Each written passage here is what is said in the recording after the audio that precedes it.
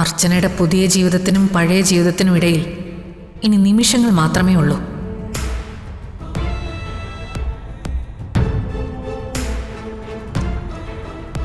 ഈ പൂജ കഴിഞ്ഞാൽ അവൾ സമൃദ്ധയായിരിക്കോ അതോ അർച്ചനയായിരിക്കോ?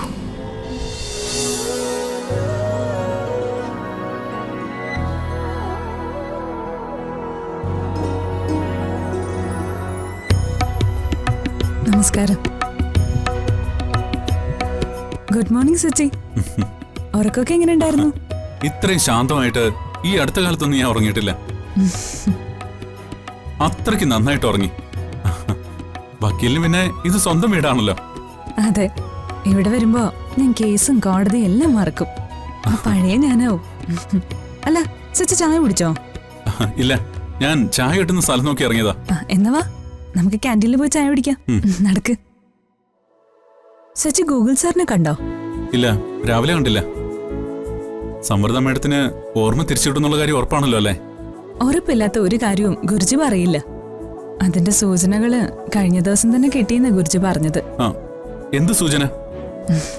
അത് പറഞ്ഞില്ല, എന്നാലും ആ സൂചന ശക്തമാണെന്ന് മാത്രം പറഞ്ഞു. സമൃദ്ധ മാഡത്തിന്റെ അസുഖം ഭേദമാവുന്ന കാര്യത്തില് ഒരു സംശയം വേണ്ടെന്നാ ഗുരുജി പറഞ്ഞത്.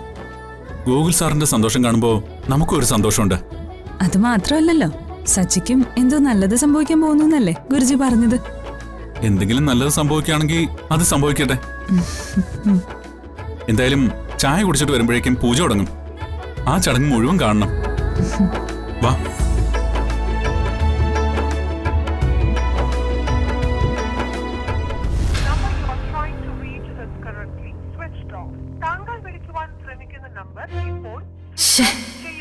ഈ കബീർ ഖാന്റെ ഫോണിൽ വിളിച്ചിട്ട് കിട്ടുന്നില്ലല്ലോ. അയാൾക്കിത് എന്തു പറ്റി? അന്വേഷിക്കാൻ പോയ മൂർത്തി ഇത് എവിടെ പോയി കിടക്കുന്നു?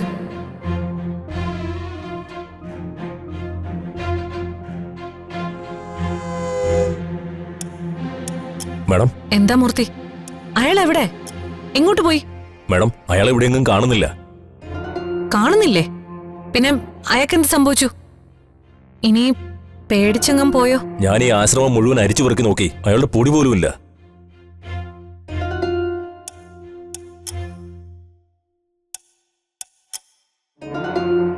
എന്താ രണ്ടുപേരുടെയും മുഖത്തൊരു പരിഭ്രമം ഉണ്ടല്ലോ, എന്തു പറ്റി? ഒന്നുമില്ല, ഞങ്ങളിങ്ങനെ ഓരോന്ന് സംസാരിച്ചോണ്ട് നിൽക്കായിരുന്നു. നിങ്ങളൊന്നും മറക്കാൻ ശ്രമിക്കണ്ട. നിങ്ങൾ മറക്കുന്നതൊന്നും ഗുരുജിക്ക് മറവായിരിക്കില്ല.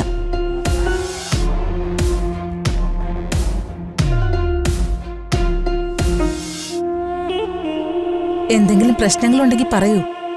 ഈ ആശ്രമത്തിൽ വരുന്നവർ സന്തോഷമായും സമാധാനമായും തിരിച്ചു പോകണമെന്നാണ്.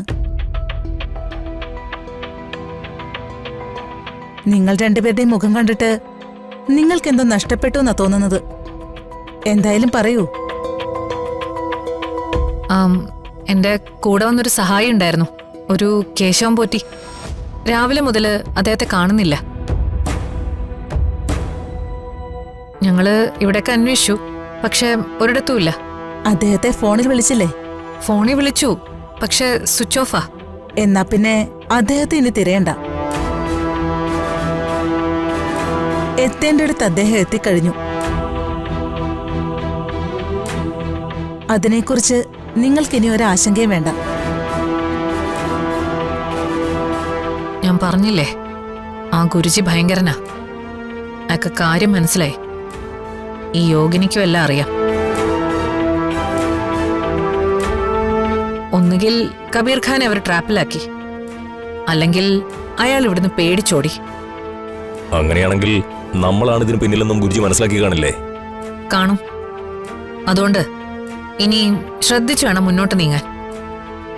അല്ല, പൂജയ്ക്കുള്ള സമയമായി.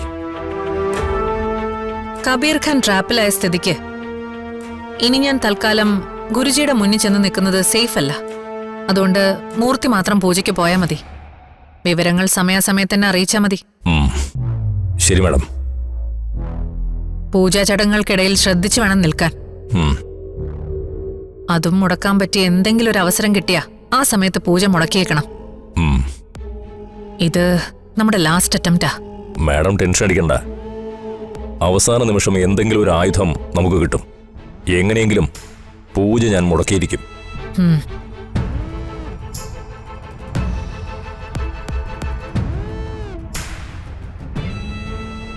അർച്ചനയുടെ പുതിയ ജീവിതത്തിനും പഴയ ജീവിതത്തിനും ഇടയിൽ ഇനി നിമിഷങ്ങൾ മാത്രമേ ഉള്ളൂ.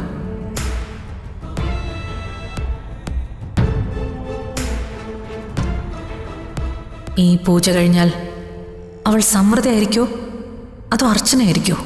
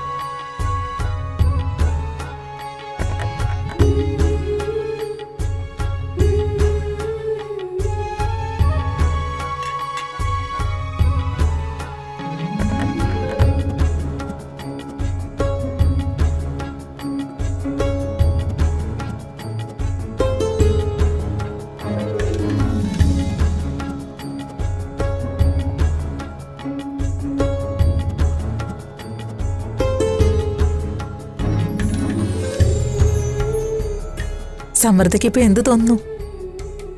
എന്റെ ഉള്ളിൽ എന്തോ ഒരു പുതിയ വെളിച്ചം വരുന്ന പോലെ എനിക്ക് തോന്നുന്നു. ഇന്നത്തെ ദിവസം നിനക്കൊരു സാധാരണ ദിവസമല്ല. ചികിത്സയുടെയും പൂജയുടെയും പ്രാർത്ഥനയുടെയും ശക്തിയിൽ നീ നിന്നെ തന്നെ കണ്ടെത്തുന്ന ദിവസമാണ്. നിന്റെ ഉള്ളിൽ ഒരു സൂര്യൻ ഉണരാൻ തുടങ്ങുകയാണ്. ഓർമ്മകളുടെ സൂര്യൻ. മറന്നുപോയതൊക്കെ ഇനി മുതൽ വീണ്ടും ഓർത്തെടുക്കാൻ സാധിക്കും. പ്രാർത്ഥിച്ചോളൂ.